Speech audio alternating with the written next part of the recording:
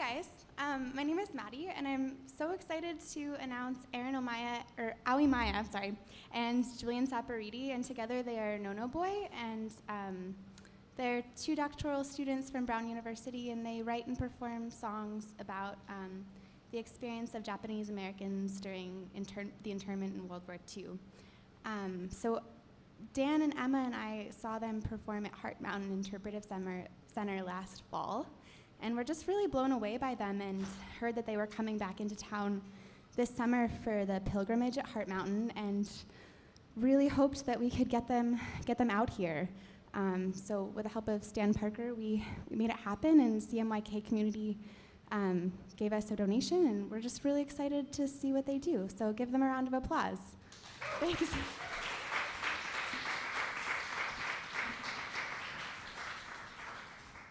Hi, good evening. Thanks so much. Before we get started, can we cut the AC? Just because for my own divaness. So yeah, I'm Julian. This is Erin. It's really a pleasure. I spent most of my youth playing in bands and going on tour all over the world, and it's the first time I've gotten to play in Montana. So I'm very happy about that. And this is my first time in Montana. Ever. Thank you. It's been a great day. I'll be back. So we're going to do a lot of things tonight, and we'll talk along the way. We are graduate students after all, but we'll sing mostly. And thanks so much for coming. We hope that you enjoy what we do. Maybe learn something, maybe think about something, but thanks, Dan. We'll soldier through. Tell me, where do they go? These smoke rings I blow each night.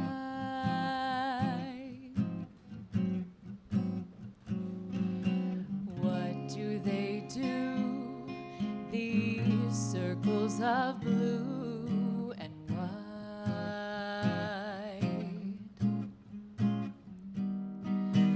Why do they seem to picture a dream above?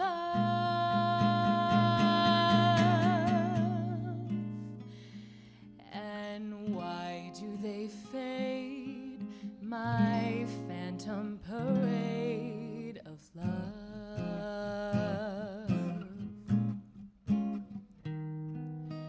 Puff, puff, puff, puff your cares away.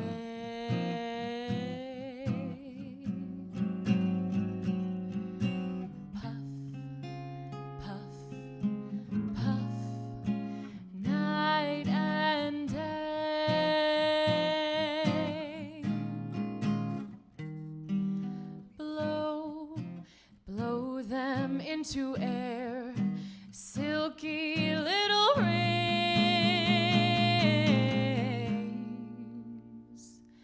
Blow, blow them everywhere.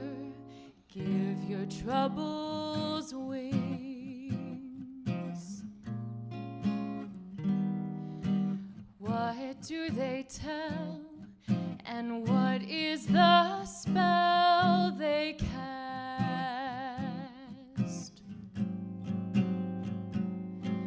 Some of them fall and seem to recall the past.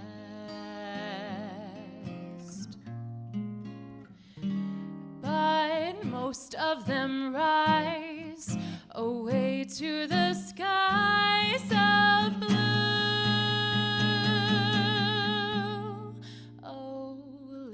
Smoke rings I love, please take me above. Take me with you.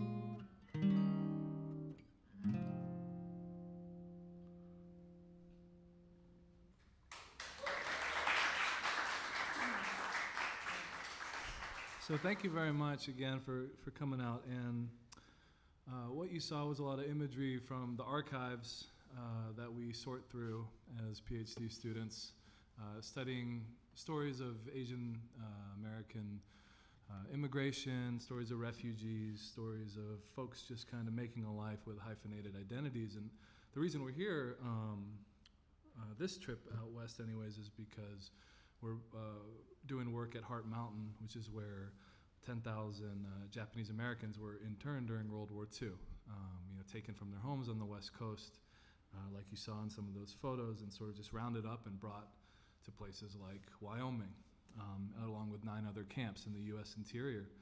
And what we do, that was actually a song that was sung in one of the camps in California, by a band that formed there.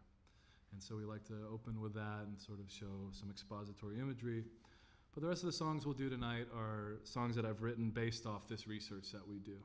So instead of presenting you with an hour-long lecture, can sort of sing through some of these really difficult histories that don't necessarily have answers but beg to be questioned further, especially in light of what's happening today. And so we'll proceed now with another song about a different one of the internment camps. This one was down in Arkansas, one of the 2 camps in Arkansas, a camp called Rohwer. And I wrote the song after watching a film interviewing some of the survivors of these camps who were just kids in the camps. And this one guy, Richard, had this really poignant moment in the film when he was talking to this therapist, which is what the film is based around, about his experience. And he just said, when I was growing up as a Japanese American, having felt this shame of being locked away for no other crime but being myself, I looked in the mirror and I just wanted to mutilate my face. So this is called Rohwer for Richard. Nothing left behind us, no one on the coast,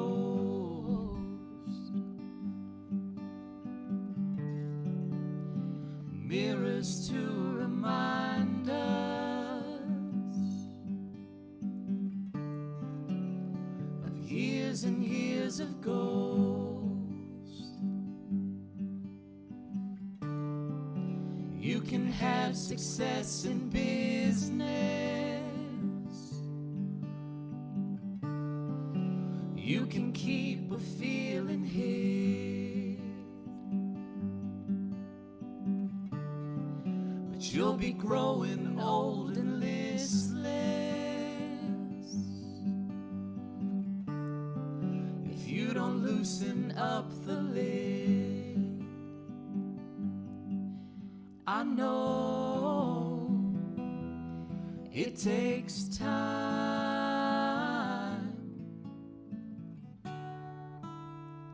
you gotta let it go.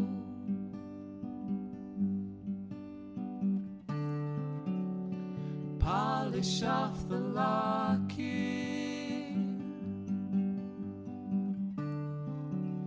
inscribed to told me dear. Stick your fingers in the socket,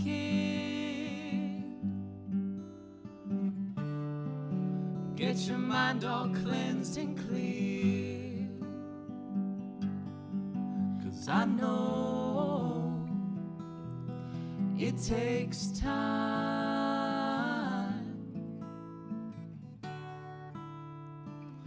you gotta let it go.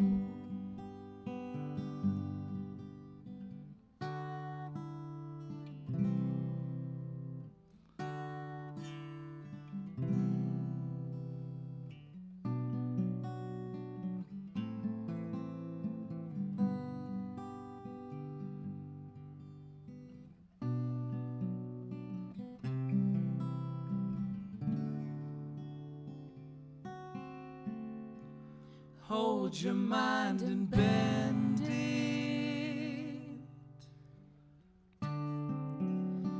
back to Arkansas.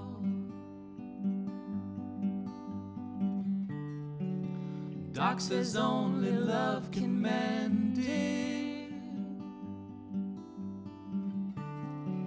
Say that prayer for your pa. 'cause I know it takes time.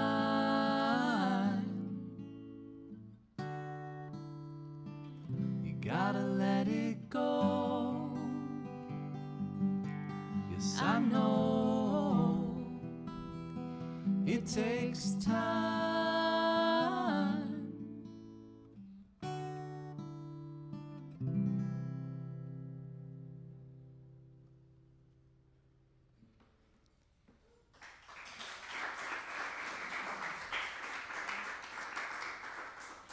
Thank you so much. So, as Julian mentioned, a lot of the songs that we sing are from the research that we do in the archives about Japanese American incarceration during World War II, but this project is also a lot broader and larger than that. So we talk about our own family histories, we talk about some of our friends, and this next song we're gonna sing is about Chinatown in New York City, and it's based on a series of photographs taken by photographer Bud Glick in the 1980s, kind of as New York's Chinatown was changing.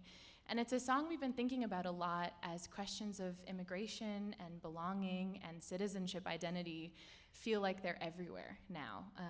And as historians, one of the things we think about is how these questions have evolved over time and then also how they haven't. So one of the things that we think about is looking back at the earliest Chinese immigrants to the United States, which stretches way earlier than you probably expect. But thinking about folks who came over to work on sugarcane plantations across the South in the early 19th century, before even working on the railroads moving out west, and then this Chinese Exclusion Act passed in 1882, which attempted to ban an entire country from coming over to the US. Maybe sounds a little bit familiar. But thinking about how folks put down roots in places despite these laws, despite things put in place to prevent them from doing so. And so this song, in a lot of ways, is kind of a reflection, looking at that changing community and thinking about how we claim this place or any place as our own, even when we're being told from the outside that it can't be ours. So this next song is called Tony Ramone. Tony likes a Ramone. At least he thinks a t-shirt's alright. Lucky rabbit foot on, his hair is ready for Friday night. Neon lights paint you so pretty, bumming around Chinatown. Ducks hanging up in the window, waiting for Mrs. Chu to come down. With a bottle of top shelf baijiu she got from her brother back home. Now I'll head down to Catherine Street to find Tony Ramone. Tony likes the Ramones, at least he likes the Blitzkrieg Bop. We share a pair of headphones and a cot up in a bachelor's loft. The cat sweater lady selling sandals on the corner of Modern Grand. Her friend is bundled up like a child behind her, ray gun in hand. Fishmongers down on Henry perfume themselves with cigarette smoke. Now I'll head down to Catherine Street to find Tony Ramone.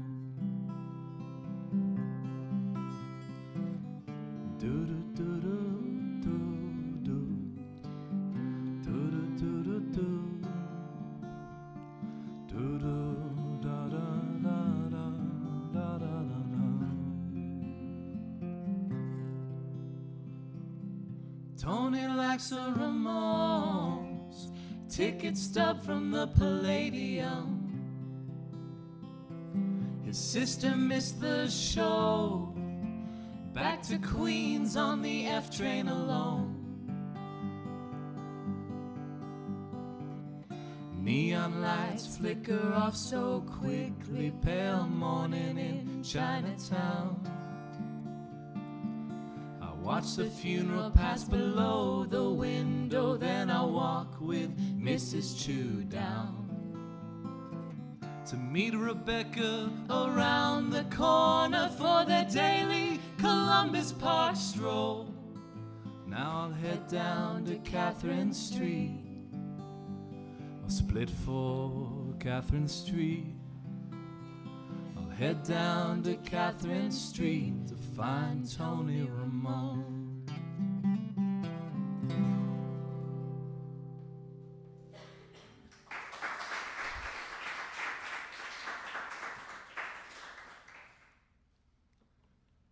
Thanks so much.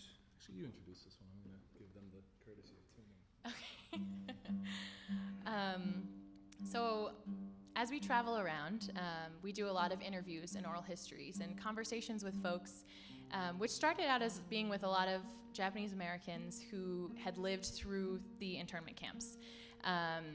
And towards the end of these interviews, we'd say things like, you know, we get to travel around both as researchers, but also as musicians, and we share a lot of these stories with folks all over the place. So is there, you know, if you could say one thing, or if there's one thing you really want us to share, what would that be? And pretty much without fail, every single person we've asked that question to says, please never let this happen again. This being the experience of being forcibly evacuated and incarcerated just because of the way your face looked or what your last name was. And I think we like to share that message. It's really important, but it's hard to look back and see all of these moments where we see this happening again in one way or another. And one of the stories that we think about is comes from this photograph behind me, which is a group of refugees fleeing Vietnam on these rickety fishing boats. These folks were known as boat people, and half of them died. Half of these ships just sank in the South China Sea. But these were people who were fleeing a place that was no longer their country, looking for refuge somewhere else. And it's hard to look at this photograph and not see Syrian refugees, folks fleeing other war-torn places, the Rohingya folks in Myanmar or Burma. And so we try to tell these stories, we try to remind about these echoes, but also focus on the individual, because it can be really easy to lose the power of these stories within the huge numbers. And so this next song is about a doctor Tran, who went back to Vietnam to try to help rebuild, and ended up on one of these boats, and it's called Boat People.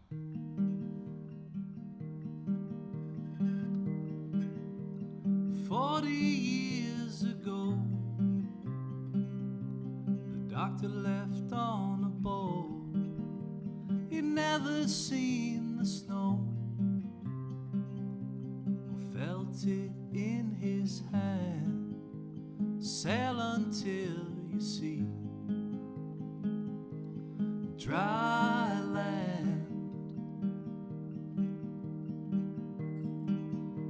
I can't get off the news, I can't get off my floor. The good folks go inside when we need them most. What do prayers do behind locked doors? Tuan went back to rebuild, only to watch Saigon fall. Now he climbs a Mont Royal, he makes a life in Montreal.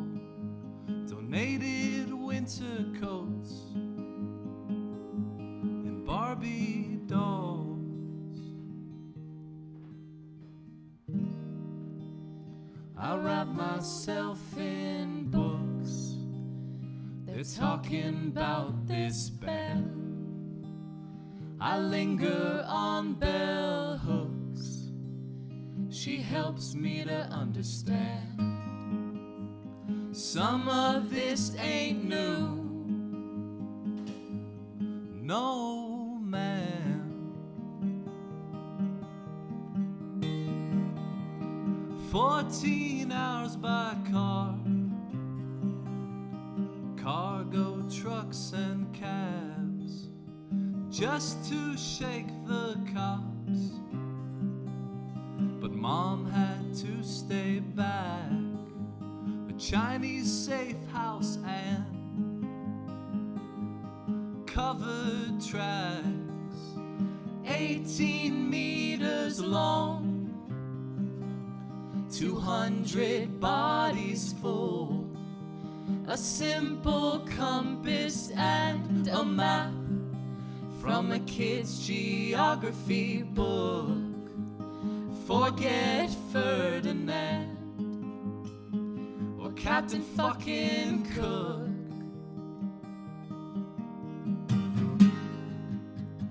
Bodies bobbing in a rough South China Sea.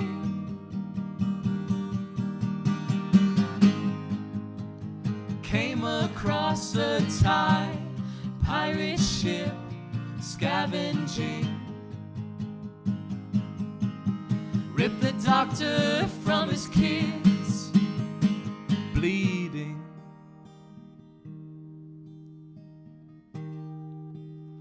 And hours under gun, then tossed into the water. He swam back to his son. He held tight to his daughter, drifting through the night.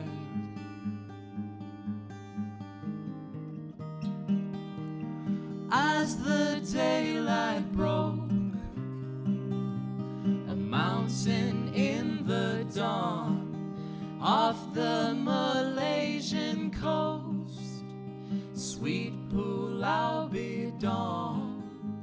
He never cried so hard or so long.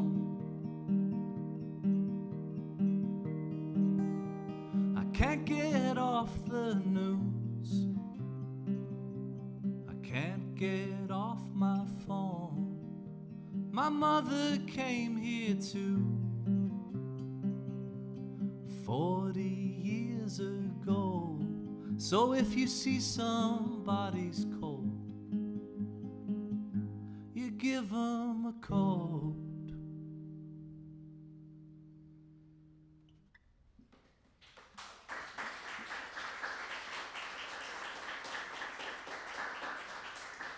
Thank you very much. So true to the last verse of that song, my mom is a Vietnamese refugee, and it's a very complicated family history. She was born in a place that was a French colony and soon became a place called South Vietnam, which doesn't exist anymore. She was born in a city called Saigon, which is still spoken about but doesn't exist on the map anymore. And this is a case with a lot of folks who have to come here, not because they want to, but because they have to, because sometimes they get erased from the map. And that's a very hard thing. It's a very heavy thing, but there's also these amazing stories because, you know, the last thing my mother would define herself as is a war refugee. You know, she's a painter, she's a mother, she's a wonderful person, she speaks 4 languages, and the idea of the refugee, that's a pretty easy categorization for a lot of people who are very different. And that's something to keep in mind. Sort of exploring this family history, for me, which is part of this research and part of this songwriting, was really important. And so I went to Paris, where most of my family is. My mom and I actually only speak French to each other, which is colonialism 101, I guess. And I went to just sort of live with my aunt, because all our family besides my mom had to go to France after the war. And my mom was a student, so she actually left before the fall of Saigon and came to the United States. So I went to live with my aunt, her sister, and when I was in Paris, my mom said, go meet this guy named Rohwer. He's a high school friend of mine. In Saigon, they went to French Catholic school together. And she said, he owns a restaurant, a Vietnamese restaurant. And so for me, being from Nashville, Tennessee, I thought, oh, Vietnamese restaurant, I'll get a bowl of soup in a strip mall, and that'll be great. He ended up owning the nicest Vietnamese restaurant in all of Paris. And I was dressed in the most American tourist outfit I could have, flip-flops, shorts, and a tank top. And this is the super classy French-Vietnamese dude, Rohwer. And on top of this, he's also a really world-renowned sommelier, or however you pronounce that word. He knows wine. close. Is that right? Yeah, I don't know. I speak French, but my pronunciation is very Tennessee. So we were talking, and he had actually been a fan of the indie rock band I was in a long time ago. He had randomly found our album in the Paris library. And so he was like, Jacqueline, is this your son? She was like, yeah. And so I want to meet him. So I went. I thought so little of this restaurant that I actually brought a friend of mine along. And we ended up having like a 10-course Vietnamese dinner with champagne from the get-go. And along the way, we're having these conversations. He was asking me about music, because he's just obsessed with music. Offers free meals to any like American rock and roll or folk act that comes over. And he's made a lot of friends that way. And We should go. We should go, absolutely. And so we're talking, and he's like, yeah, I actually used to play in a band. And I was like, oh, that's really cool.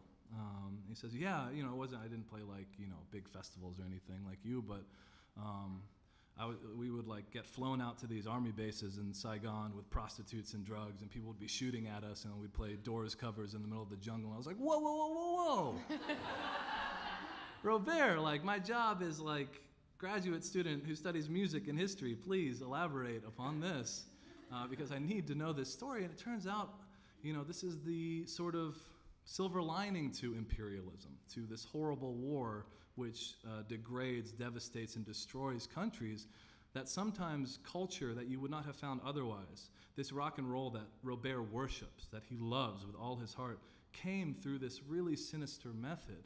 And so they would get like Doors records, Beatles records, Stones records, French rock and roll records, and they'd learn them. And you'd had all these, like, because of the Americans being there and they wanted to dance, all these Saigonese teenagers forming these bands.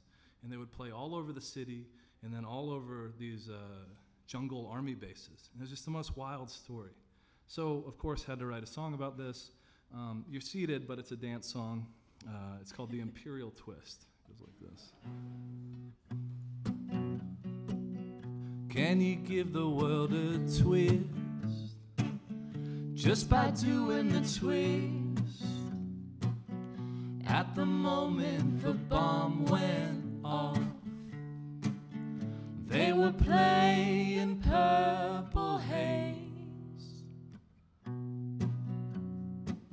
I met Rohwer at his restaurant, 7e arrondissement. The doors still echo in the jungle.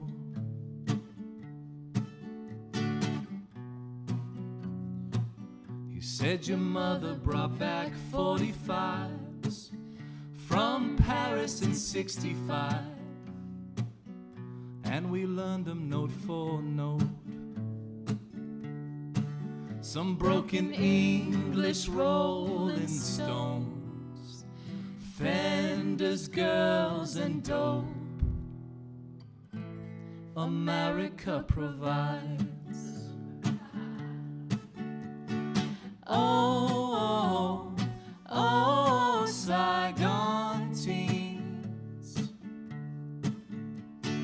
Oh, oh, oh, Saigon teens.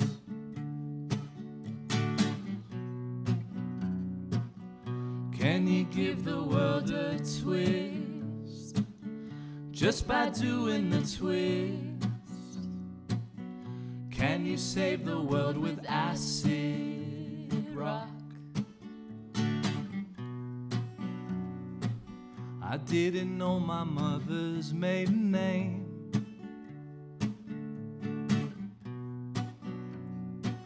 That time in Texas when we was detained. And I've been back to old Saigon.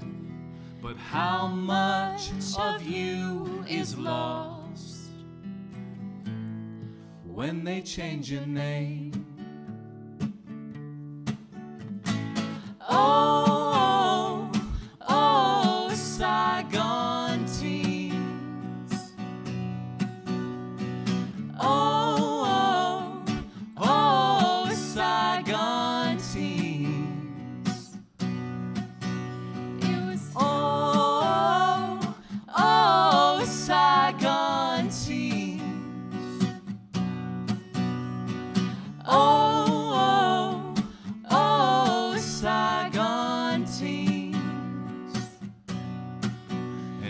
was half a world away.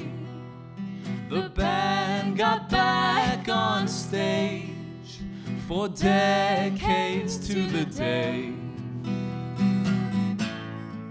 Purple haze.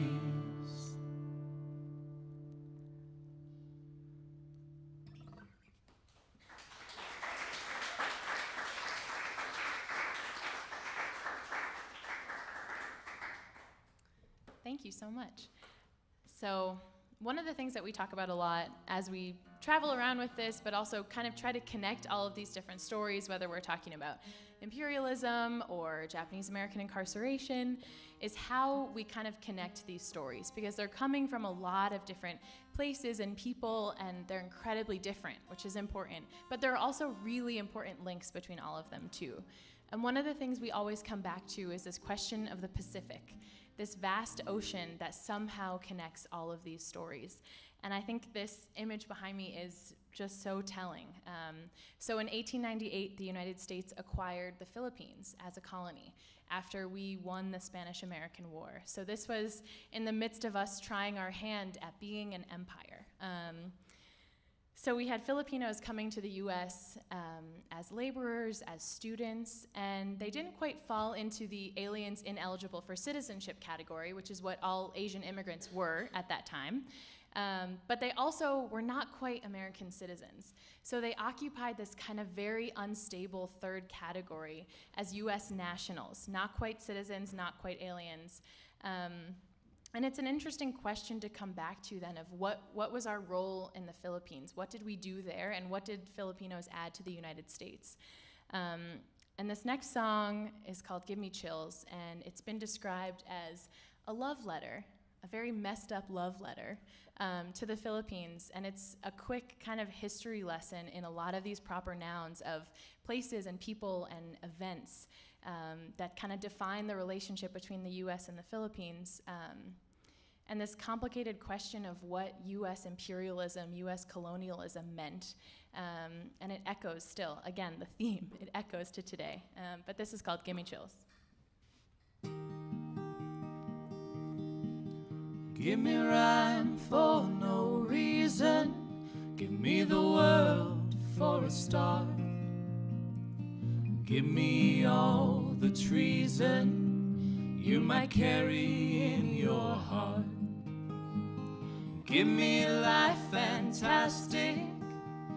Get me over the hill. Until the day I go, give me chills. Give me seas of blue waves tangled around my hands. Give me sand and soft shoes, evenings with the band. Sing me songs so classic, like cherry cola thrills. Lips on glass, not plastic, I know you will. Give me trial without jury. Give me Imelda Marcos' shoes. Give me another century to make it up to you. Hear of the Sangley Rebellion. Some say 20,000 killed. 16 and 03. Give me chills. Give me Dewey in Manila. Give me the Pearl of the Orient. Give me the USS Olympia. 9 ships heaven sent. Skype me Christmas Eve from Doha. Toast me New Year's in Crown Hill. And if we never get back home, give me chills. Give me Lopez de Legazpi, from Jalisco to Cebu. Make me your religion, I'll watch over you. And dream of Spanish autumn from from New Granada to Old Castile, and over all them miles, give me chills. Oh, give me rhyme for no reason, give me a Balik buy-on box, give me Coca-Cola, Chuck Taylors and an Apple Watch. Give me your Asian manhood, give me Duterte's sober will, black flags in Marawi, give me chills.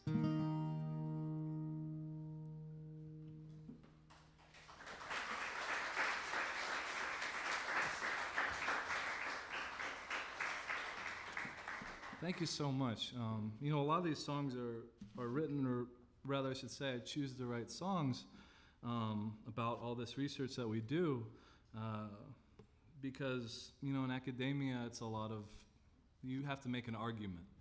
And it's tough when you get this deep into these histories. With a place like the Philippines, a place like Hawaii, a place like my mom's home country, the Japanese-American internment, the Chinese exclusion, you get down to these nitty-gritty stories deep in the archives, photographs, films, newspaper articles, first-person accounts, and it's so complicated that to me, songs offer a way to explore without pinning yourself down into an argument and sort of just roaming around in these moments, because it's kind of all they are, is these collections of moments, whether they're historical or personal. This next song is quite personal. So I taught a class at Brown University where we go to school called No No Boy. On brand. Very on brand. We're working on it. Yeah.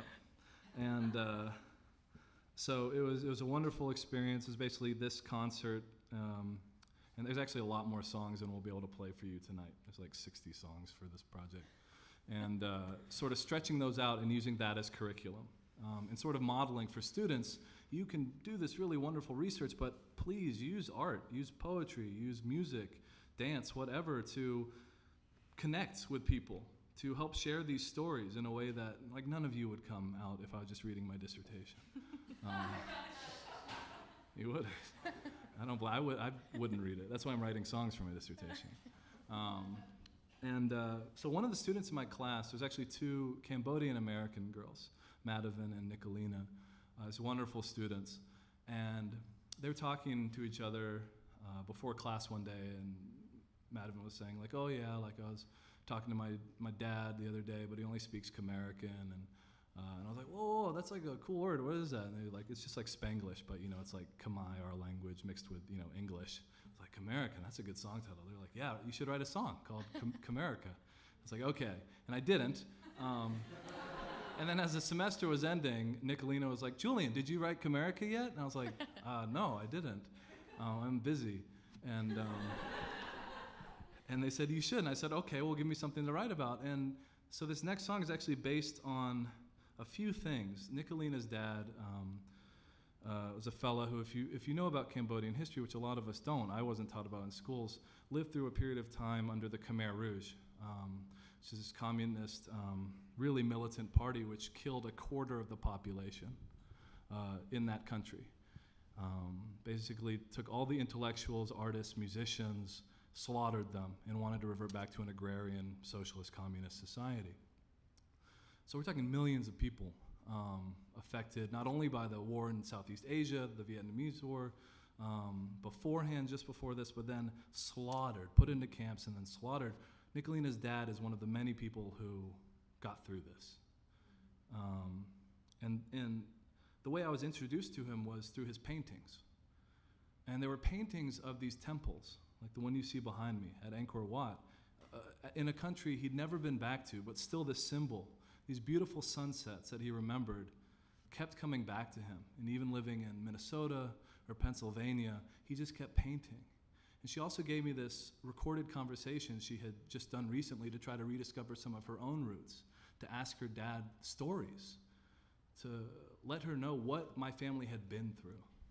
Not only living through this oppressive, murderous regime, but also the hardships of coming to the United States and living in one of the most impoverished demographics.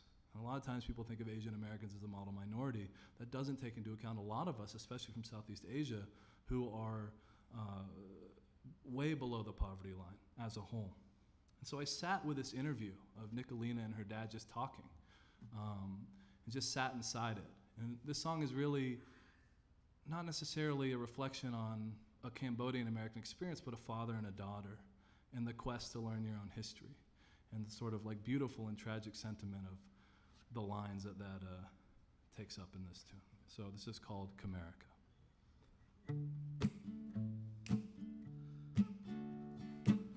Some nights I'm a tourist to my kind. Landscape caught within a frame, a glimpse of another side. Call you in my best Khmerican. Painter, pick up your round brush and fill the details in. Be my eyes,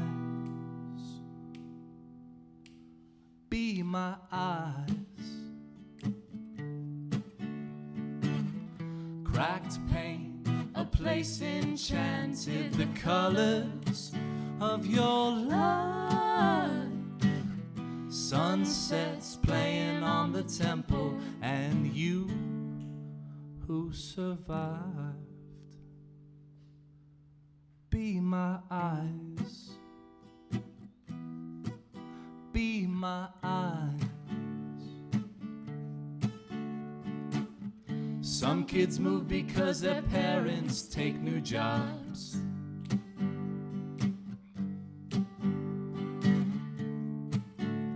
Some kids move 'cause of napalm.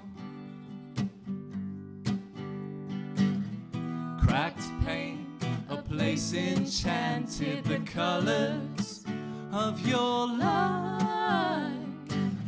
See 'em bathed in gold and umber, and palm trees climb so high. Sunsets playing on the temple, and you who survived. Be my eyes, Father, be my eyes. Be my eyes, Father, be my eyes, oh. Be my eyes, Father, be my eyes.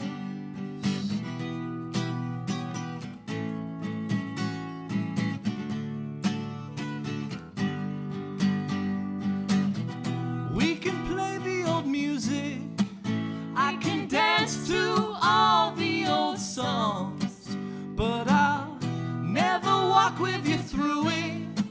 What a cruel, cruel task to belong. Yeah, you said the moon's not sitting right when you wanted to marry Mom. Be my eyes, Father, be my eyes. Be my eyes, Father, be my eyes.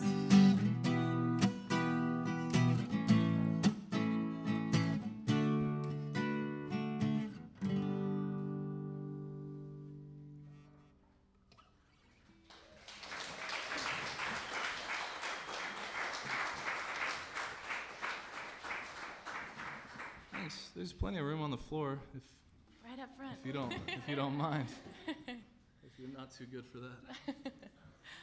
Cool. Thanks so much. We have a few more songs for you tonight, and we're going to sort of switch back into stories and songs about Japanese American incarceration. So as Maddie and Julian mentioned, we're here to play at the Heart Mountain Pilgrimage this weekend, which is an annual event when former incarcerees and their families and other folks who are interested come back to Heart Mountain, which was one of 10 former concentration camps that incarcerated Japanese Americans during World War II. So we're doing some songs for them, some storytelling. But I've actually been out at Heart Mountain for about a month at this point, just working at the front desk, doing some research in the archives. And usually when I talk to folks as they come in, they're like, "You live in Rhode Island. What are you doing out here? How did you get here?" And so I tell them I'm a grad student, I'm doing this research, but I'm also there because my grandmother, Misa Hatakeyama, when she was just a few years younger than I am, was incarcerated at Heart Mountain with her older brother and her parents. She was halfway through college when those notices went up all over her neighborhood instructing all persons of Japanese ancestry to report to these civilian control centers and be evacuated. That usually quiets the room down a little bit. But it's really important for me to spend some time at Heart Mountain because it's connecting to that part of my family history, and it's reminding folks as they come in that this is a legacy and a story that lives on. It's really easy to walk through that museum and feel sad, but feel like this was an ancient history, a thing that happened to people who, have nothing to do with today. And so by standing there, it reminds folks that this is something that continues to impact families in some ways. So it's been really powerful. I think Heart Mountain is a place that means a lot to both of us. And this next song we're going to play is about camp. It's a story from our friend April's mom, who was about 15 or 16 when she was incarcerated with her family.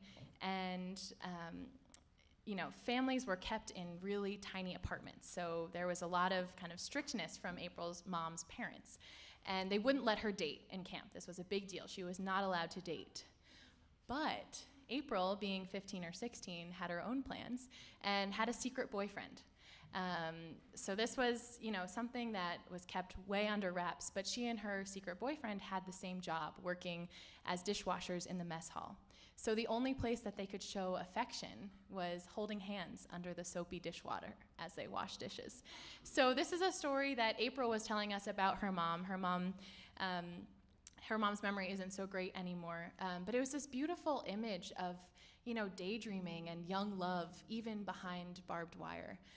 So this next song is called Heart Mountain.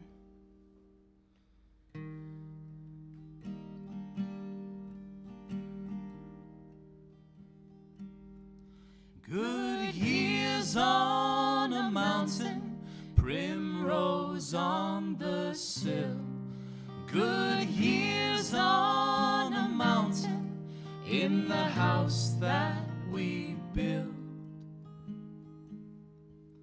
Some star-crossed outlaw love in the movies is cool, but over and over our hearts are wrapped by the rules.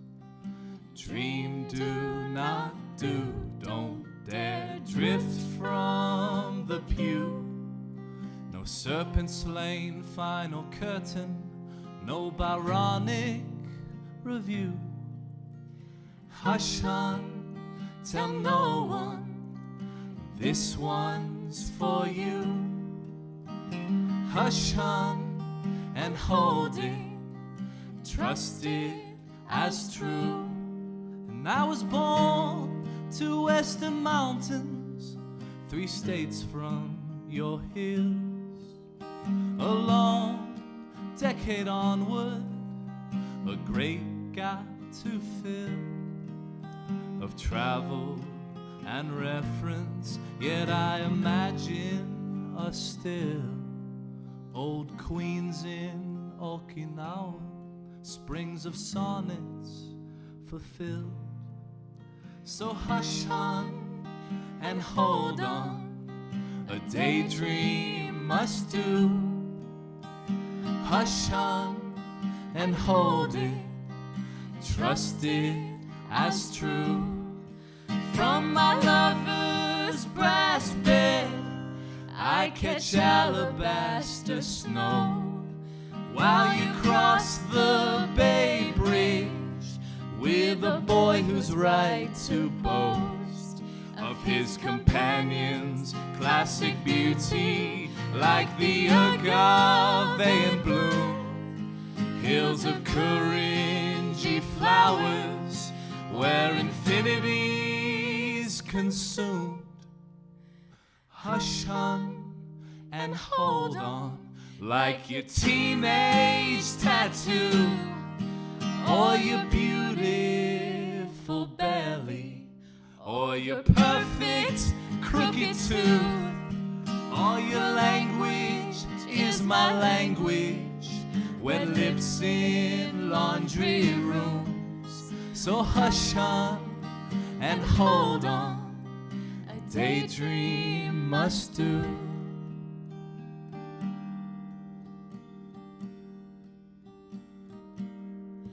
Good years on a mountain with so much love that it spills and runs down in rivers past the house that we built. All will sail down those rivers through my soft sunburnt hills in a boat brimmed with books, capes of music, cups filled. Oh, teach me faith over fear.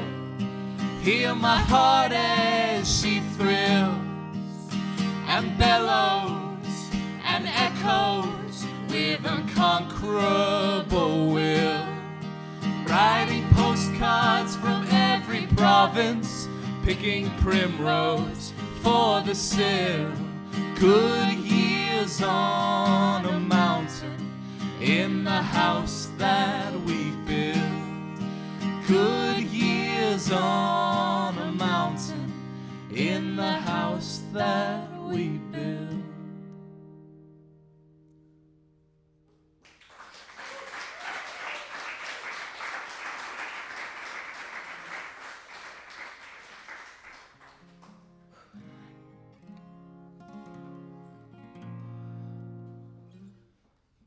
Yeah, thanks so much for coming out. So we're gonna do 3 more songs. We'll do 2 more songs and then an encore where we don't leave the stage. We just assume you want it. The green room doesn't have any seating area, so. Yeah. But in all seriousness, thanks so much, for putting this together, for having us out, for coming. That's huge. It's big. Yeah, it's very important that we make our colleagues at PhD school very envious all the time. So the bigger the crowd, the better. Yeah. We text them afterwards. Yes.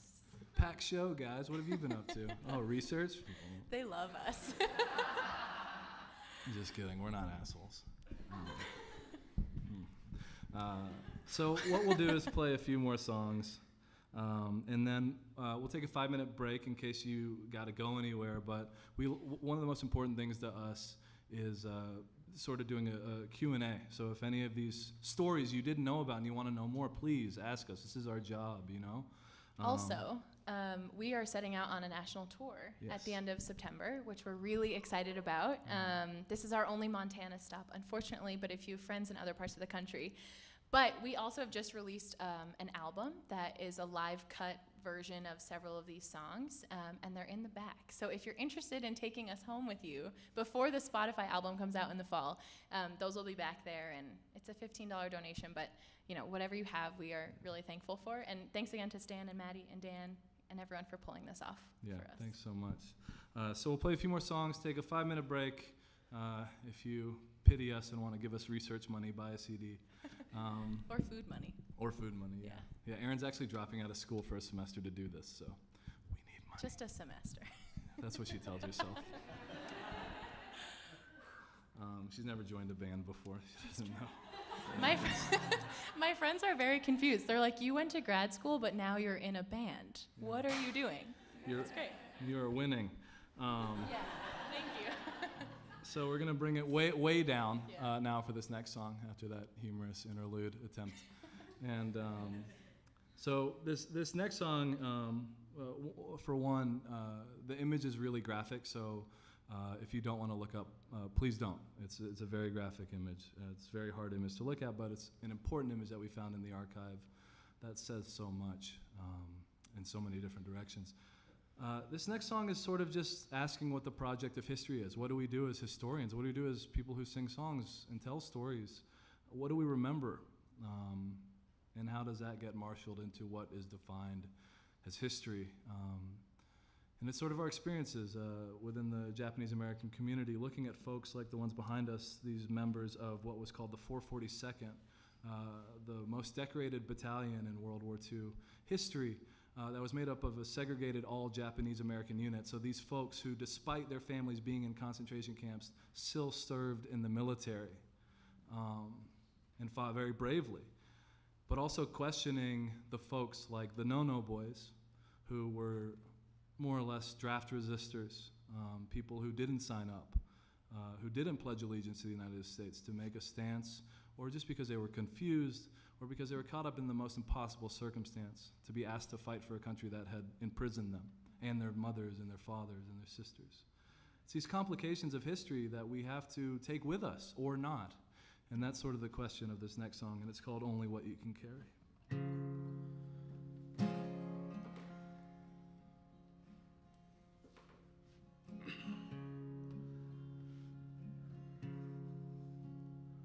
I wrote to the poet Brandon Shimoda about the ones we leave behind, alone on the plains, lost to muted refrains, in sagebrush, dust devil shrines.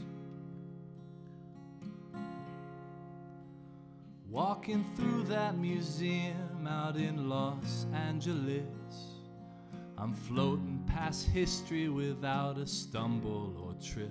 I see a Boy Scout bass drum and a "we got through this" narrative realized from an exhibition script.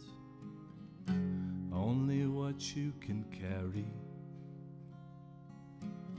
Take only what you can carry. But I think of Tomoki Ogata picking out a tree, and I think of Mr. Harada just hanging from a barrack beam.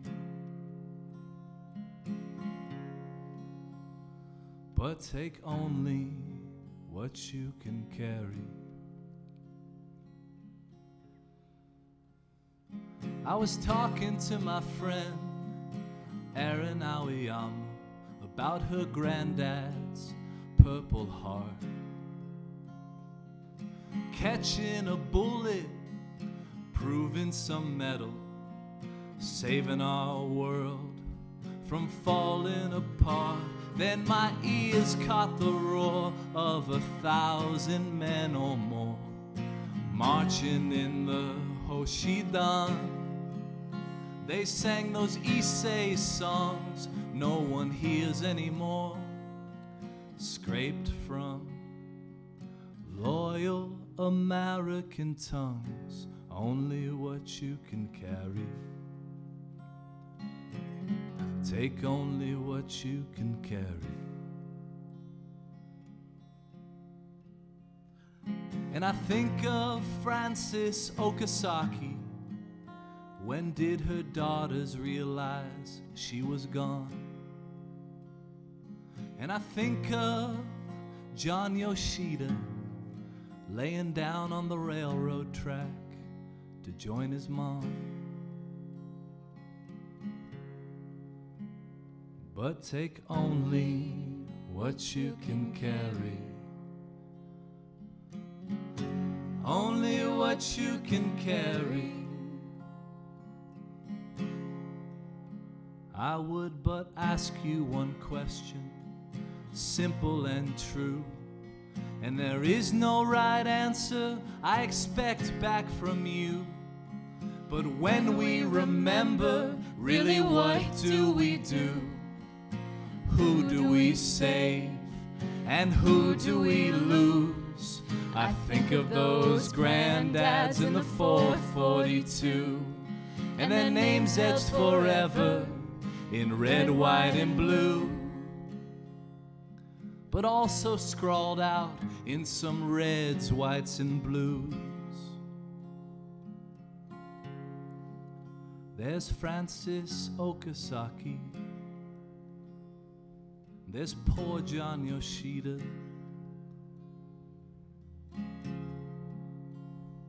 and there's Mr. Harada, and Tomoki Ogata. But take only what you can carry. Only what you can carry. Take only what you can carry. But carry some of these names if you could.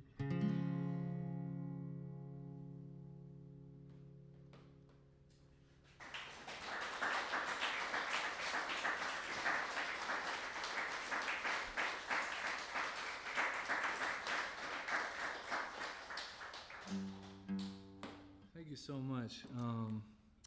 Admittedly heavy material. That's part of it. You know, those 4 names I mentioned are folks who killed themselves in the internment camps. And this is kind of, you know, when you glorify the bravery of a battalion, or a combat unit rather, to sort of uplift a people, which in many ways a 442nd does for the Japanese Americans throughout the 20th century, and are still heralded as sort of the heroes of this terrible period, sort of a redemption story. Who do you leave behind? We were out in Arkansas earlier doing research and making a documentary with our friend Kishibashi, who's a musician who plays a violin. That's it. That's all I need to So, do. and has more money than us, so he can make documentaries. So we were out in Arkansas at these camps, these Japanese internment camps, and we actually walked where that picture you saw was taken, down that railroad track. I traced it out. There was a newspaper article in the camp newspaper that just kind of sugar-coated this really terrible event of John Yoshida, who was in his early 20s, really depressed kid, took his meals in his barrack. His mom had died when he was a little kid and really never got over it, and the weight, the pressures of being segregated and imprisoned for no reason, it really affected some people in a way that was irreversible, that we lost them. So we walked the stretch of track where there's no memorial to him, like there are memorials to the soldiers. And it's just something to think about. And that's the complicated thing about any history. And like I said, that's why songs are sort of the medium of choice here, because you can do so much and ask so many questions without necessarily having to be forced to give answers, which there are very few to something like this. Because while John Yoshida was leaving his barrack and walking 3 miles through the Arkansas kind of swampy wilderness along the railroad track, and then laying his head down after writing a note to his mother, folding his overcoat and putting his hat there, and basically decapitating himself, there was a band playing. There was a dance happening, because that's how other people chose to deal with the internment. Musicians like myself decided that I'm only allowed to take 2 suitcases. Well, I'm going to take my trumpet. I'm going to find other people, other idiots who decide not to take clothes and who brought trumpets or a snare drum or drumsticks at least, guitar, trombone, and they formed jazz bands, and there was dances. These girls' clubs, these teenage girls would put on dances in the mess halls. They'd sprinkle cream of wheat on the cement foundation, and they would dance. They would jitterbug to these swing bands, some of them quite good. And that's actually how I got involved in this project. Like Erin said, Heart Mountain is a really important place to both of us. Her family obviously was there. For me, I lived in Wyoming for 3 years. I was teaching at the university in Laramie. And I sort of made my own pilgrimage up to Heart Mountain. You know, as an Asian American, it was a very important place. And I saw this one little picture, which is very easy to miss. Erin missed it the first 2 times she was in the museum, of a jazz band. And I was just blown away. You know, while barbed wire was erected, while machine guns were pointing in at these prisoners for no reason, while these people had been evacuated from home, there was dances. While snow was blowing into the barracks, and folks were literally hanging themselves sometimes, and people were starving, getting improper medical care, there were dances. And it blew my mind. And so I had to learn more. So I researched this band, the Georgie Gawa band, at Heart Mountain, which is a pretty good band by all accounts. And they actually played, they were so good, and Wyoming is such a sparsely populated place, that they were hired out of the camp to go play a Mormon church dance in Lovell. They played the Elks Lodge in Powell. They played the prom in Thermopolis.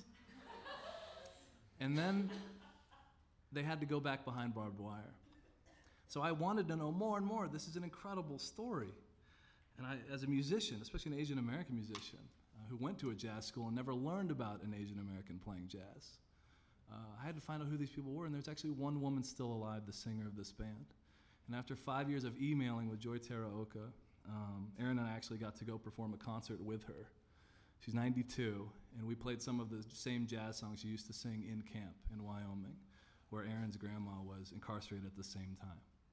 And part of what we're doing this week is bringing back these songs. So Erin will sing a couple of these songs that Joy sang. She's too frail to travel now. But it's been an amazing experience, and it's complicated. And this next song is about that band. It's about the best goddamn band in Wyoming.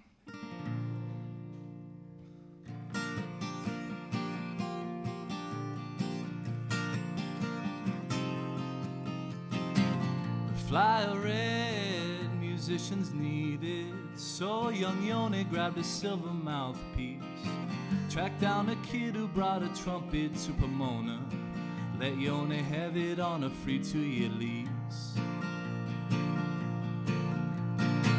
Joy Teraoka Takashida went to the tryout, she was only 15, with some girlfriends to cheer her on. Their club was called the Raydels. Mom said, if you keep up with school, Joy, you can sing. Georgie Gawa Oji Nisei, he toured up the coast and even played Japan. Before the war, they ripped up the Florida ballroom and don't sleep on the Shotokians. Under starlight, they dance behind barbed wire. Under the mountain, it meant something to sing. Stuck between two countries in a fire, the best goddamn band in Wyoming. Little Ted's best show, the clarinet kid, ripped up with fold in the knee, say Artie Shaw. Stopped by rehearsals in a tar paper barrack. Once he joined up, sister, it was on. They practiced daily, gigged on the weekends, stirring up those dusty mess halls. Teenage bodies unchained from their parents. Man, them old folks, they really lost it all. The only swing band left in Wyoming that got 'em out some nights until dawn. Warbond drives in Powell, Mormon dancing in Lovell. Bunch of Japs playing jazz at the Thermopolis prom. Under machine guns, they dance behind barbed wire. At below zero, it means something to sing. Angelinos mixing up with farm kids in the choir. The best goddamn band in Wyoming.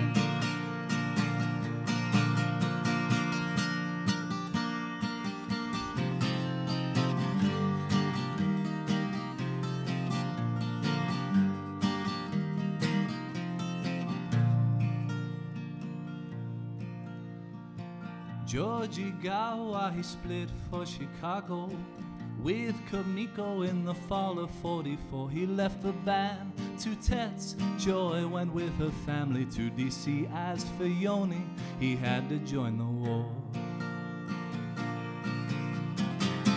And that's a story from Old Hot Mountain, and the best band you never did see. Locked up in prison camps for no fucking reason, but they still found a reason to sing. The best goddamn band in Wyoming. The best goddamn band in Wyoming. The best goddamn band in Wyoming. The best goddamn band in Wyoming.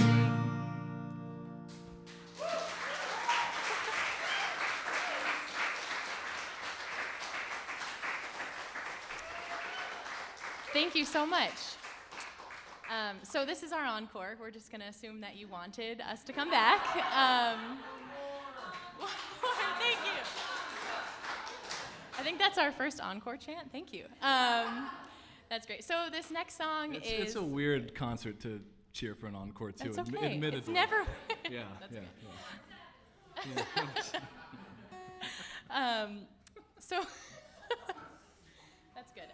This picture behind me is of the root cellar, which was this huge structure built at Heart Mountain by the Japanese Americans who were incarcerated there. It was one of 3. They were each about the size of a football field. And it's where they would store the vegetables that they harvested to keep them warm or cold. It's not what you think, and I can't remember which one it is. Anyway, yeah, there you go. It's a good answer. So they're huge. They're these huge structures, and one of them is still standing. So they're in the process of restoring it, so you can go down. Eventually, we'll be able to go down and visit it. But it's where, we know that kids snuck out around the barbed wire into the root cellar to hang out. Because you have to imagine there were teenagers and college-age kids, young adults, living in 16 by 20-foot apartments with their entire family. And so they needed some space to get out. It's also a place, it turns out, where teenagers from Powell would also sneak in after the camp closed and hang out down there. So there's beer cans, there's a car from 30 or 40 years ago just camped out. But it's very unsafe to be inside of because it's not totally restructured yet. So when Julian and I were out there in October, we spent 3 hours inside of this falling apart structure, recording songs, playing music, thinking about this space, because as historians, but also as scholars, it's really interesting to put sound back in some of these places where we know there was music, where we know people spent time. So this next song is a little bit of that role of the historian as a speculator, as learning as much as you can about a place and the lives that were lived there to sort of reconstruct what it might have been like. Because my grandmother, like so many folks who lived through these camps, never talked about this, not once. And she died when I was in 5th grade. So admittedly, I was a little young to be asking these questions, but it's still that sense of loss is there, that sense of, being so invested in a place and not knowing my own family's story there. But that's a huge part of this history of Japanese American incarceration. It's a huge part of any kind of history of trauma. The silences are there, and they're important parts of the story too. So this last song is us kind of honoring some of those silences, thinking about what it was like to find joy, to find light in what was a really dark time and place for so many people. So this song is called 2 Candles in the Dark.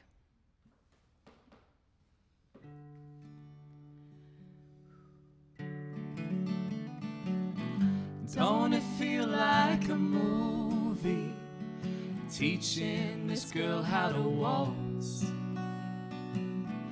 Left feet she might have 3, but she sure feels nice in my arms. Old folks sing an old song, playing the agreed upon key.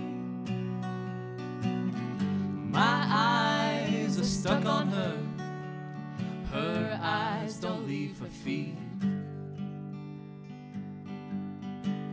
All this girl, no class ring, maybe this is more than a lark.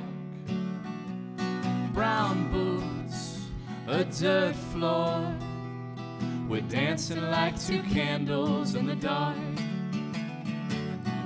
Pretty outlaw calls a 1/4 like knuckles on a barrack door.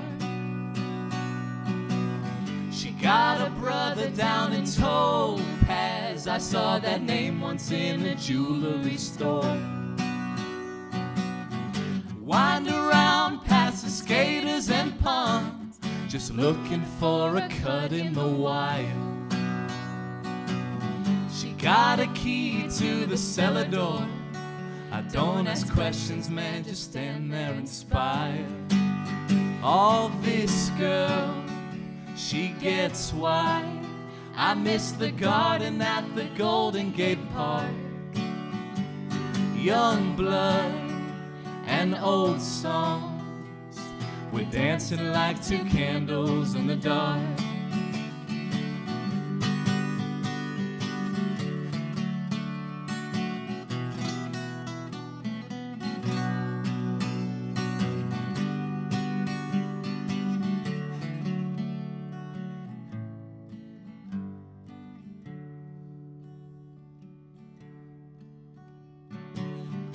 Tell you, man, it's like some movie, and she's just tailor-made for the part.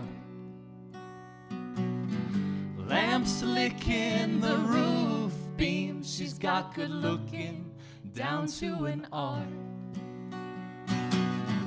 Hear the old folks sing them old songs, the background just fades away. Coffee can fire's almost gone. She says, I gotta get out of this place. All this, girl, a pinpoint. The moment you feel the spark. Brown boots, a dirt floor. We're dancing like two candles in the dark. We're dancing like two candles in the dark. We're dancing like two candles in the dark. Thank you. Thank you very much. Thank you so much. So, thank you.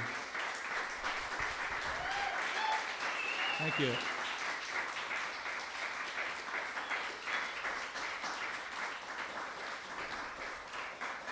So we're gonna take like 5 minutes to emotionally gather ourselves, and Everyone. and Erin can sell you a CD in the back. If you have like $1 for a donation, we'd love that. Help us on our big fall tour, help spread these stories a little bit more and conduct more research. Yeah, and if you got a split, but we'd love to talk to you if you have any questions, a lot of stuff. But yeah, so we'll take 5 minutes and then meet you back here. Thank you again.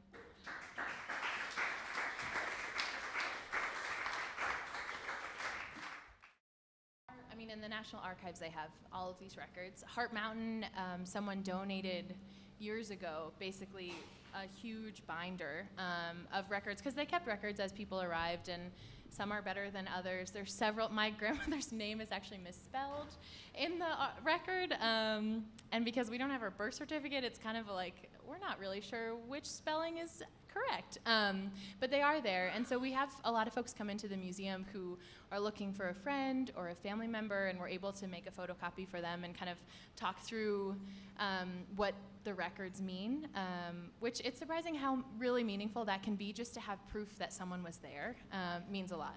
So yes, those do exist. Yeah.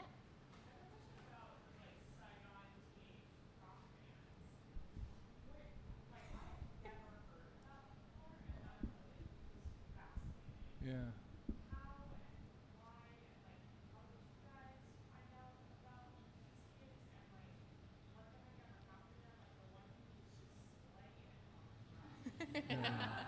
Yeah, so if you just do a Google search or a YouTube search for the CBC, those 3 letters, CBC band, that's a lot of the footage that I used. There was like jazz, there was a whole rock and roll scene throughout Asia. A lot of it starts with Filipino musicians who, because they're occupied by the United States military, learn jazz, and in this tradition of the Filipino overseas worker, they sort of spread throughout Asia. So in the early 20th century, they are bringing jazz to Tokyo, Osaka, Shanghai, Saigon, all the major cities throughout Asia. And to this day, if you go on a trans-Pacific cruise or something, or around the Pacific, or in any hotel in Asia, you'll probably see a Filipino band. It's like very much a part of their culture to play whatever music, the incredible musicians overall. And so you have the same thing with rock and roll because of colonialism and imperialism. Like my mom growing up with French and English rock and roll records, right? They're coming in. to the market. That's part of maybe the good part about this colonialism, if there is a good part. And then when the Americans come in, they bring Hendrix, they bring the Doors, they bring all the music that they listen to, and then there's a demand for live music. And so it's just really an economic vacuum that these teenagers, the way you'll see Saigonese teenagers now hustling to sell postcards if you go over there, just trying to make a living out of the best they can out of this kind of weird situation that they've been put in, if not horrific situation.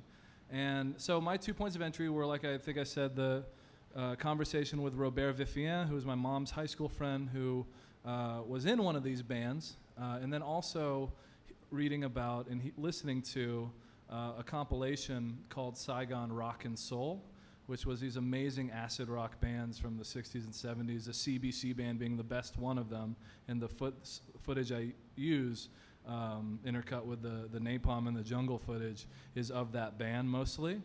And you know, these bands in Vietnam, Cambodia, all over Southeast Asia would sort of take this music that would come in with their colonizers and then sort of localize it and sort of sing in Vietnamese sometimes. There was a whole scene in Saigon, some really killer bands. And if you listen to the CBC band in that Saigon Rock and Soul compilation, it is some of the most weird, amazing music. Just you don't expect to hear Vietnamese being sung over acid rock. And it's so fucking cool. Yeah, so that's kind of how I came to that. Just then a lot of hours of research trying to find that footage and editing together that video.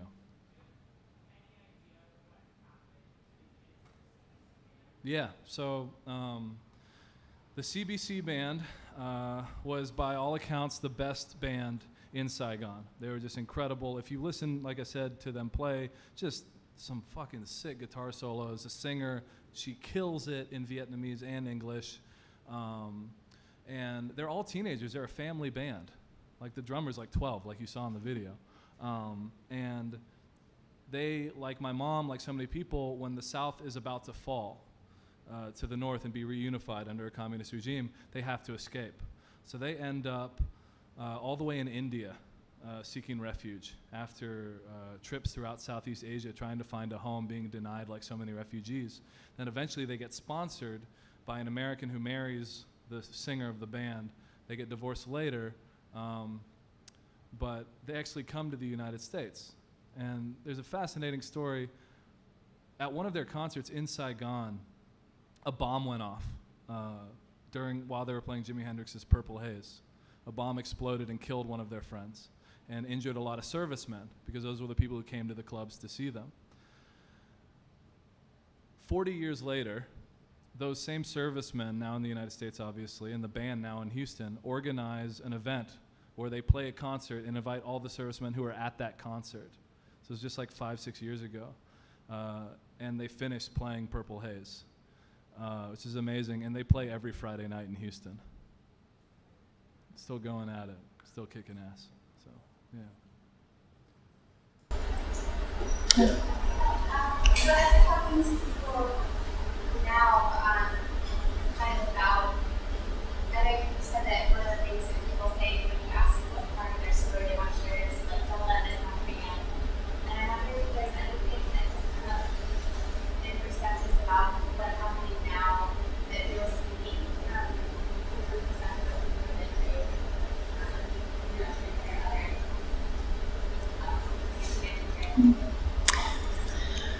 Yeah, so Maddie's very good but difficult question was, is there anything, as we talked to some of these folks who lived through the camps and other kinds of experiences like Julian's family as being refugees, that resonates especially now, or basically with what's happening right now politically?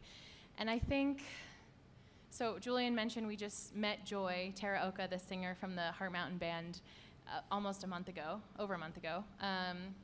And she was going with us through these amazing scrapbooks she's put together. She has a scrapbook for every member of her family, just like her writing down their stories, what she remembers about them, all these photos, which as historians, we're like, this is amazing. Someone's gonna write a book about this. But there was a definite kind of melancholy about a lot of our conversations because, and Joy is one of the most like optimistic, joyful true to her name, people that I've ever met. But it is hard, I think, to be now in your 90s and wanting to feel like the experiences that you've gone through in your life, the story that you've told, has meaning, and that the world is in a better place than it was, or our country is in a better place than it was. And I think there's a real kind of sadness about some of what's happening now, a kind of frustration with, like, but we did this. We, the Japanese American community, went through this. We got out of this. We tried to leave something better. So what's happening? That's definitely there, but I think as we have conversations with Joy, it's also important to remember, like, the larger scope of history and what we're trying to do with telling Joy's story as much as we can and telling these stories to as many different folks as we can, of just a reminder that there are lessons to be learned from history. There are individual stories to be rescued even within what's happening right now. It's important to remember that we are all humans. We make mistakes. We end up in situations that we don't have a way out of. So I think it's complicated trying to find some of the optimism in there, but we're doing what we do to try and, you know, tell these stories more and more so that people feel empowered to tell their own stories, to express their own histories in different ways, because I do think that's helpful and hopeful. I think what's unique about right now is, well, it's important to remember that each of these moments is historically unique. They come from some sort of base agitations, like nationalism run rampant, obviously like imperialism causing problems, whether it's throughout the Americas in the 20th century or where my family's from in Southeast Asia, racism, xenophobia, all these kinds of things. But each one of these things within the Asian American community, what's happening with people from Mexico and Central America trying to come as refugees and get exile here and being denied from Muslim countries, these are all unique circumstances that are bound together by some really terrible, you know, like Erin kept saying, echoes of history. And I think, I don't know. For me, honestly, like, I'm very cynical right now. Not optimistic whatsoever. I'll see how the midterms go, vote. And, you know, even if you live in a pretty red state, try your best, if not nationally, locally, because I don't know, as someone who, like, is only here in some ways because of a horrible war and because my mom was allowed, because the people in charge decided we should take these people in who we've displaced, it really sucks right now for me to see that not happening with folks from countries that we have affected in one way or the other as the United States, but we won't offer refuge to. I don't know. Like I said, there's a reason I sing much more than I talk these days about this stuff. It's because that's a lot easier to deal with these ambiguities, and just, I think it's important to sit with these things, these histories, in order to kind of take action for now, which is all that matters. The past is pretty useless. We can learn from it, but we can't go change it. We can sing songs about it, but only to enact, hopefully, change right now. But I don't know. It's a shitty answer. Sorry, Maddie. Give me an easier question. Yeah.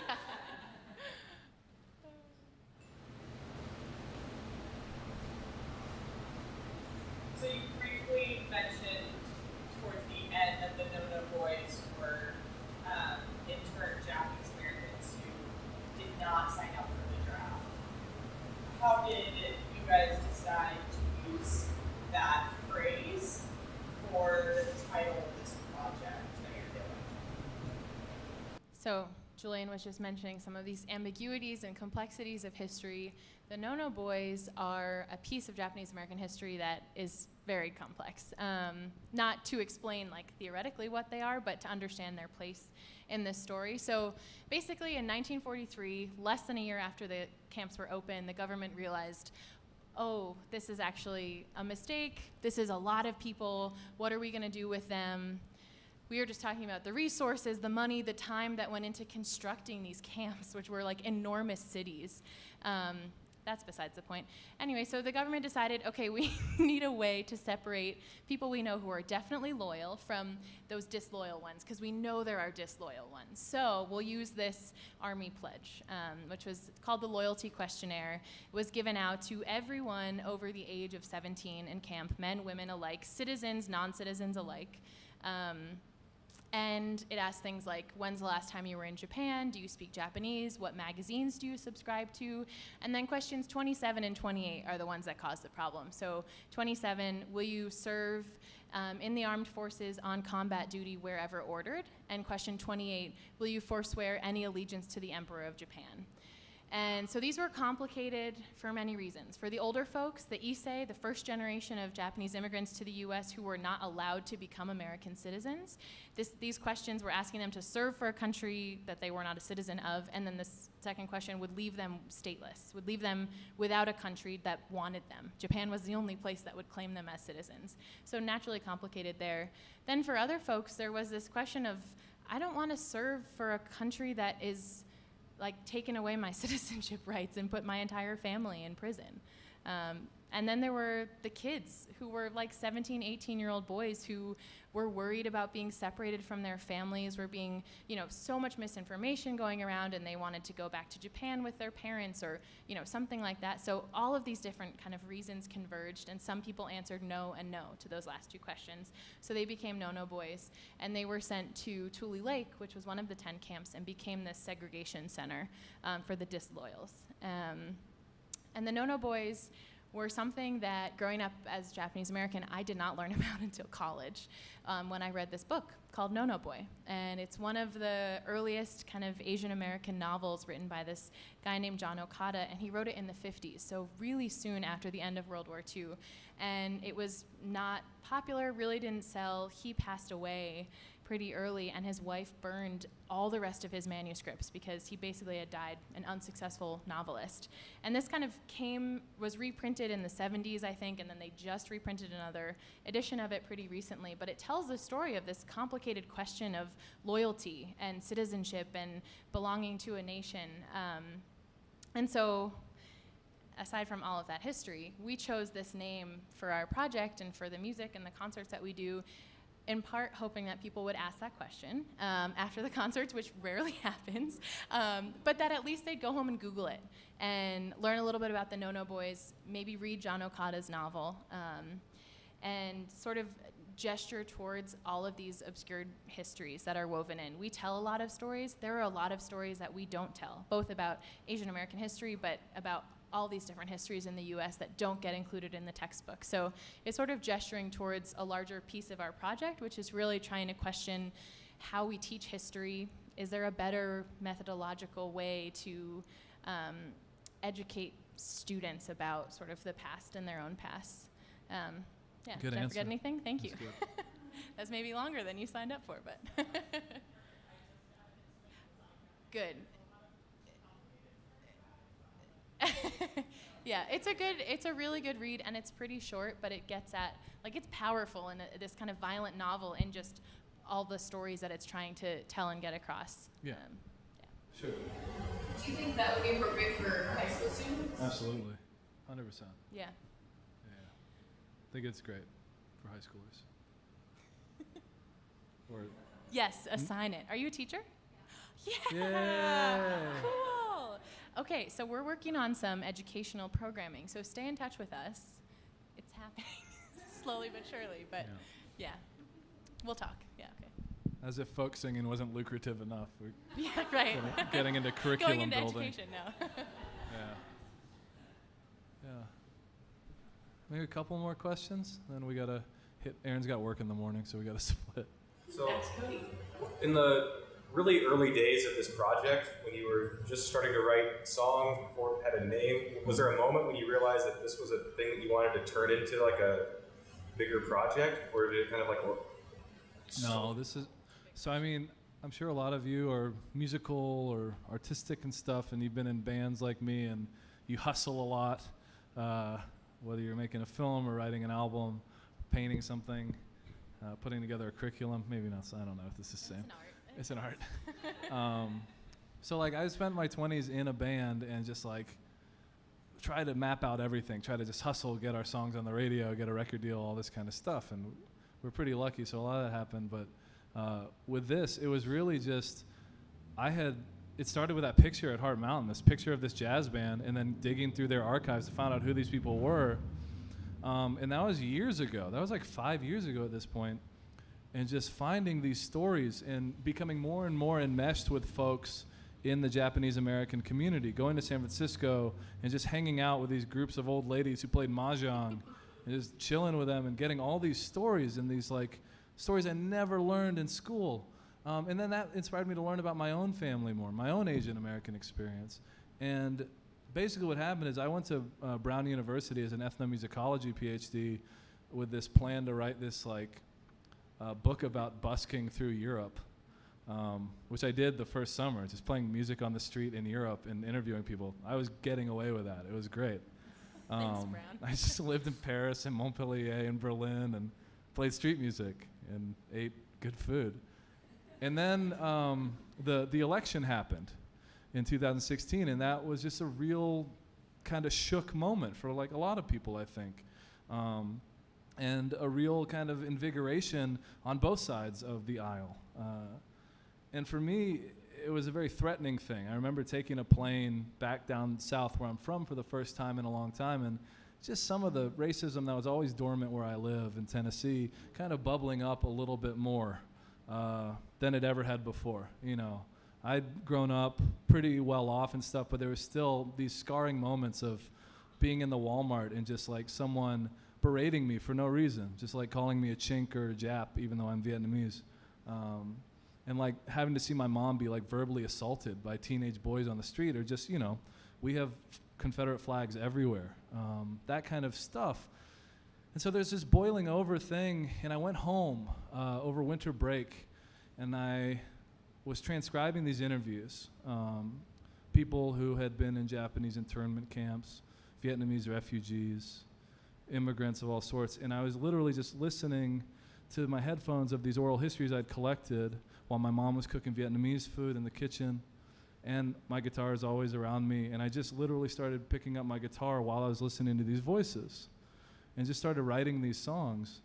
And it's really been an organic progression. Like, we've been very lucky, maybe because the project is so heartfelt, and maybe because it's timely, that this was only a year and a half ago when that happened, and then I met Erin in August last year because she was a first-year grad student who signed up, who was incoming, and signed up for this road trip where we toured Japanese internment camps up the West Coast in what was called the exclusion area, where the Japanese were removed from. And our friend Kishibashi, who I had met earlier that year, because I was interviewing other Asian American indie rock musicians like myself, because I'd never met any when I was on tour. And then I saw like a poster for this Japanese guy outside my local theater, and it was Kishibashi. And I interviewed him, and he's like, "Oh, what do you work on?" I think this was February 2017. And I was like, "Oh, I'm doing a project on Japanese internment camps." And he's like, "Oh, no shit, I just got hired to write a symphony about Japanese internment." And That's a pretty good K impression. Yeah. Oh. And then 10 minutes later, he was literally texting his wife to see if he could come on like this trip of grad students touring Japanese internment camps. And that's where his documentary started that we've since been working on. So we've been like swirled into this world of like, you know, Erin becoming an accidental band member because basically we ran out of money on this trip in Portland. Grad students are not great at budgeting. No. Something we learned. And Kishibashi's like, I can just play a show in Portland and give you the money. And I was like, yeah, cool. And he's like, Julian, you're a musician. We went to the same music college, and we played a little bit of music on the trip. And he was like, Julian, can you open and do some of these No Boy songs? And I was like, yeah. And I was like, Erin, do you want to sing? And we can open. And so in Portland, we became like a band. And this was less than a year ago, and since we've been asked to play all over the country, rural South to both coasts, audiences of mostly white folks, audiences of like kind of hometown shows, Asian American audiences, worked with a mostly black audience down in Selma, Alabama, just trying to like get more stories along the way. And you know, obviously there's some hustle going in when you have to book a whole national tour, but it's been really cool because people have been really receptive and want to learn more, I guess, and the music doesn't suck, hopefully.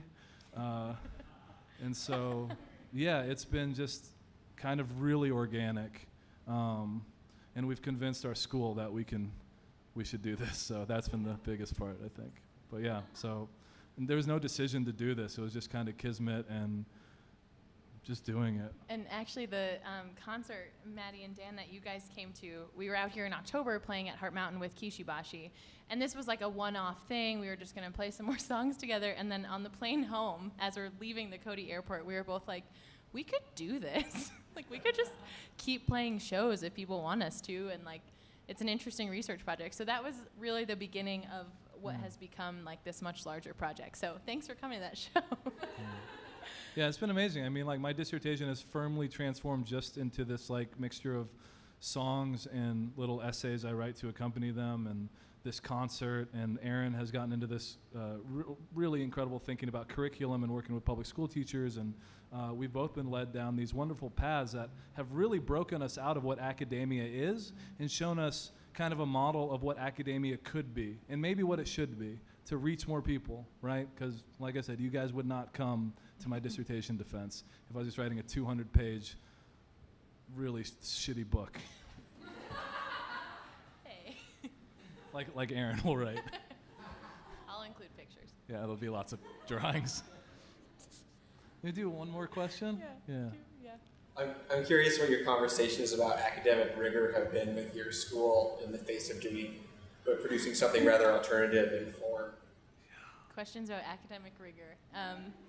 Yeah, no, it's a totally good question. We've been talking about that a lot. I mean, Does anyone work for Brown here? Yeah. Just No, Brown is really wonderful. And it helps that we both have wonderful advisors who come to all of our shows in the Providence area and have really been behind this. But it wasn't interesting, like when I went to the chair of our department to say, hey, I'm gonna take a semester off to do a national tour with No No Boy. He was like, that's a bad idea, don't do that. You're never gonna come back. Like, this isn't valuable. In some ways it is, but not for what you're trying to do here in academia. So it wasn't interesting navigating, like, how do we articulate what this project is and how we see it fitting in with our graduate work. And I think, like, we are constantly talking about just how much we get from these Q&As and from these trips and from these conversations that bring us to new questions or new approaches to answering other questions or just better ways of teaching and learning. And I think Julian has been just a really wonderful example, close your ears, for me, but also for others of our colleagues at Brown who have these kind of creative impulses or different ways of wanting to express their work, but you're a little bit stifled within academia sometimes, and it needs to be in the form of this dissertation or what have you. But thinking about that's not how everybody creates. Like, writing an academic dissertation is not a natural form for anybody. So thinking more about how do we make academia and all this knowledge production and learning open to more people and available for more people. So that has been an interesting navigation, but at the end of the day, I mean, Brown has been really wonderful. We've had such great support from outside of the university also that's kind of bolstered our claim that this is rigorous and valuable. So there's nothing like an NPR interview to get your teachers to cut you some slack. Yes. Thanks, you too. So yeah, it's been amazing. I mean, really, there's a lot of ways this project started. When I came back after that winter break, where I'd written like the initial 10 songs, and sort of had thought about this as a concert to share work. You know, I didn't think they would let me get away with doing it as like my dissertation, but my advisor, Bob Lee, OG Asian American Studies dude, came to this about a show this size in an art gallery in Providence. And I kept like kind of joking around because I knew there was a lot of my academic friends there being like, man, I wish I could just do this as my dissertation. And after the show, Bob's like, why don't you just do this as your dissertation? Just come work with me in American Studies and we'll do this and we'll explain it later. We'll figure it out. And so it's really Bob who was like, do this. We need more public-facing work. Because at the end of the day, you know, this is a dude who's been in the game for like 50 years. And he's done all the academic work. He's written one of the fundamental texts in Asian American studies and American studies. And he's really turned to this public-facing work. In his own work and encouraging us in our work, Erin's advisor is similarly encouraging. And it's really cool because, we see our fellow PhD students and our professors, like Erin said, come to these like concerts in indie rock theaters that we do, like in Providence, and sort of bridging that. And then also getting to play for folks like you and folks everywhere, just like to hopefully instill a curiosity, like I said, not only in the historical subjects, but in what's going on right now, which echoes so loudly to these things that we've studied. When you see a kid in a fucking cage at the Texas border, right, you can only take a second to be reminded of kids behind barbed wire where Erin's grandma was held behind barbed wire. These things, while unique historically, keep happening, and there has to be a time where that stops. Otherwise, what the fuck is the point? So, and on that note, thank you so much for having us. We really appreciate it. Thank you.